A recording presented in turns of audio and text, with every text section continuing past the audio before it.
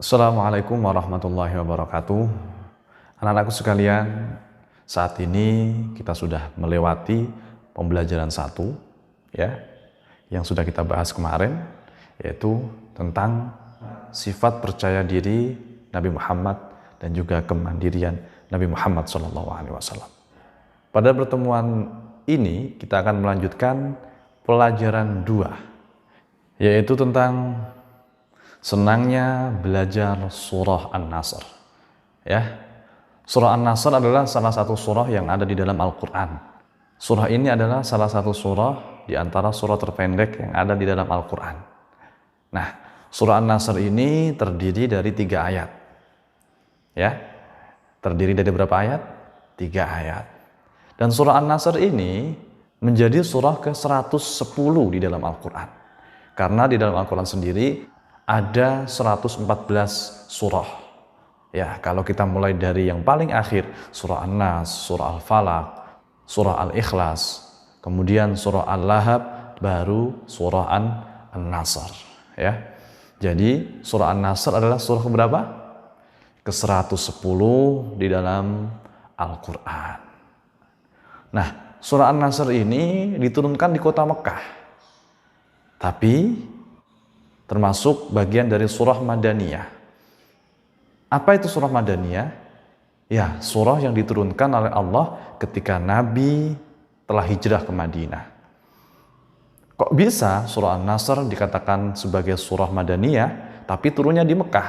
Nah, anak-anakku semua harus tahu, ini adalah sejarah tentang turunnya surah An-Nasr.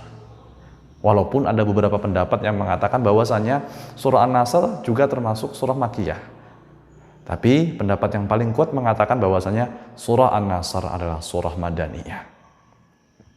Jadi ketika Nabi Muhammad SAW hijrah ke Madinah, kemudian beliau mendapat sebuah kesempatan yang diberikan oleh Allah untuk membuka Makkah kembali. Namanya Fathu Makkah.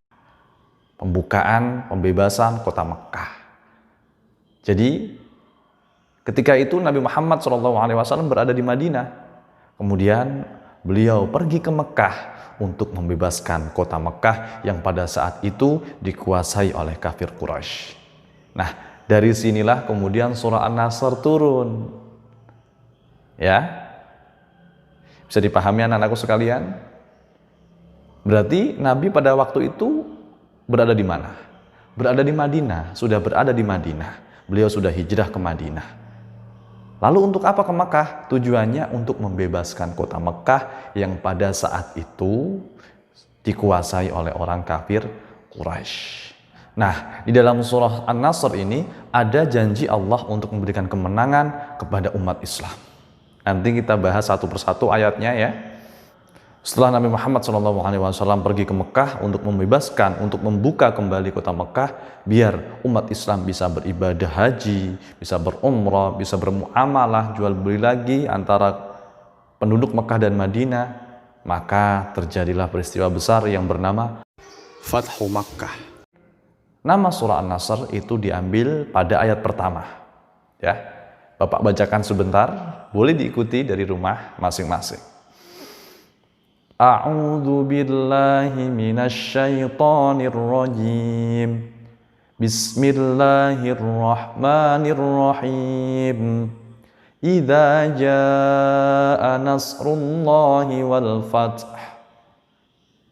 wa ra'aitan nasa yadkhuluna fi dinillahi afwaja fasabbih bihamdi rabbika wastaghfirhu innahu kana tawwaba. Idza jaa nasrullahi wal fath. An-Nasrullah. Nah, di situ ada kalimat nasrun.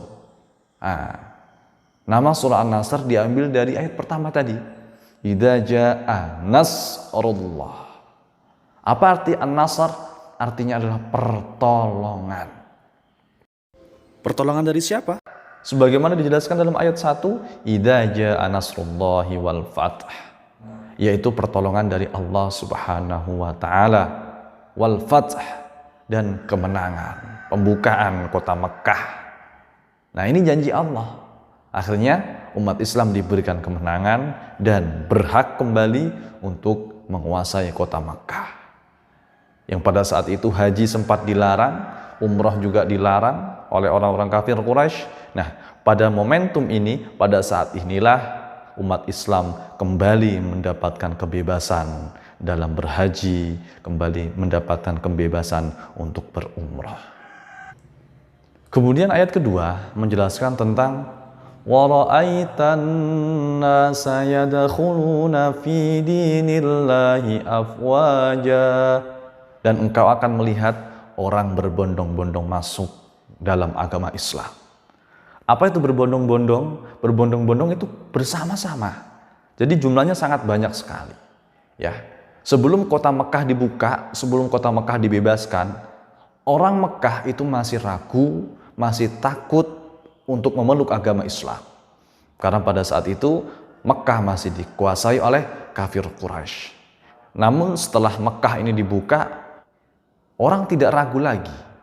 Mereka berbondong-bondong bersama-sama mengikrarkan 2 kalimat syahadat dan masuk ke agama Islam. Inilah janji Allah yang memang selalu tepat dan akan terjadi. Dan kemudian ayat ketiga adalah fasabbih bihamdi rabbika wastaghfir innahu kana tawwaba. Fasabbih bihamdi rabbika, maka bertasbihlah dengan memuji Tuhanmu, wastaghfir, dan beristighfarlah. Anak-anakku sekalian, di dalam surah ini kita diajarkan ketika kita mendapatkan sebuah kemenangan apapun itu, kita dilarang untuk sombong, kita dilarang untuk takabur, riya, angkuh, dan lain sebagainya. Apa perintah Allah? Fasabbih bihamdi rabbika. Maka bertasbihlah dengan memuji kepada Allah Subhanahu wa taala. Kemenangan yang didapat Rasulullah adalah kemenangan yang sangat besar. Tapi Allah melarang para sahabat, para umat Islam pada waktu itu untuk sombong.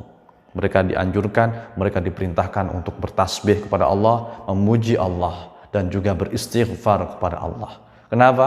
Karena kemenangan sejatinya adalah milik Allah dan itu diberikan Allah kepada umat Islam. Jadi apa gunanya kita sombong? Ketika kita mengikuti sebuah perlombaan, kita diberikan kemenangan. Sejatinya yang memberikan kemenangan itu bukan kita, bukan kemampuan kita. Bukan murni kita sendiri yang mendapatkan kemenangan, tapi ada takdir Allah. Karena Allah lah kita mendapatkan kemenangan itu. Maka sekali lagi, anak-anakku sekalian, kalau misalnya kita lomba, kalau misalnya kita kompetisi dan diberikan kemenangan, maka hal yang pertama harus kita lakukan adalah menyucikan Allah dan juga menyebut nama Allah, juga beristighfar kepada Allah.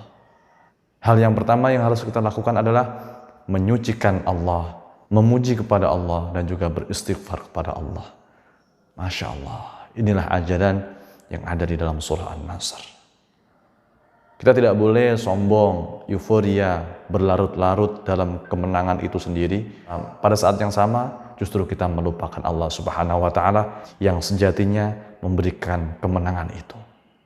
Baik anak-anakku sekalian, itu adalah kandungan yang terdapat dalam surah An-Nasr. Sebelum kita membaca surah An-Nasr, hendaknya kita membaca basmalah terlebih dahulu. Ya, sebelum kita membaca Al-Quran memang hendaknya demikian ya. Kita mulai dengan membaca ta'awudz, basmalah. A'udzu billahi minasyaitonir rajim. Bismillahirrahmanirrahim. Ta'awudz artinya kita minta perlindungan. A'udzu billahi minasyaitonir rajim. Aku berlindung kepada Allah dari godaan syaitan yang terkutuk. Bismillahirrahmanirrahim. Dengan menyebut nama Allah yang Maha Pengasih lagi Maha Penyayang. Ada lagu agar kita lebih semangat lagi dalam belajar surah An-Nasr dan juga lebih ngerti, lebih paham lagi. Kalau kita sebelum membaca Al-Quran hendaknya dimulai dengan membaca basmalah. Ya, disimak lagunya. Sebelum baca Al-Quran dek, baca basmalah dulu. Menyebut nama Allah dek, ingatlah pada Tuhanmu. Bacalah Al-Quran jangan sampai lupa. Ayo baca basmalah. Bacalah Al-Quran, jangan sampai lupa baca basmalah bersama. Ya, itu lagunya.